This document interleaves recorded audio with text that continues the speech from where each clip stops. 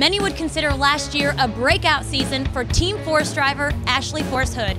Ashley took home a Wally at the U.S. Nationals, becoming only the third woman in history to bring home a title at that historical event.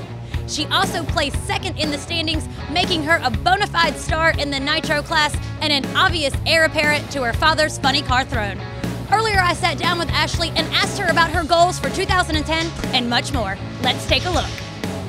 We're here with funny car driver Ashley Force Hood. Ashley, thanks so much for joining us today. Sure.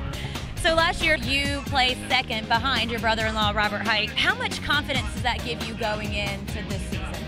This is my 4th year in funny car, and we've kind of moved up the ranks each year. We were 10th, then we moved to 6th, and now 2nd. So if we can keep that up and be a contender for this year, then we have just as good of a chance as everybody else out here. Luckily, you have some great crew chiefs in Dean Guido Antonelli and Ron Douglas, and your car is right in the thick of things. How does that affect your mindset going into the race, knowing that you have those people behind you? Your team and the tuners are everything to a driver, because these cars can be dangerous, but when I climb into my car, I know that my team has put it together right. I mean, they very rarely make mistakes, so as a driver, I'm more confident. I can get in that car and do my thing and try my hardest because I know they gave me the best car that they could.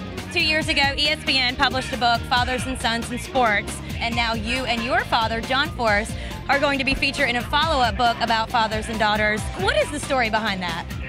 I grew up around racing, watching my dad, so just like all the guys that are out here racing, it was no different for me that when you grow up around something, there's a pretty good chance you're going to end up jumping into it. Now that I get to compete against him, I don't think there's very many kinds of sports out there that allow a father and a daughter to compete in the same level, same category, and so that's exciting for us to get to be able to do that here in drag racing.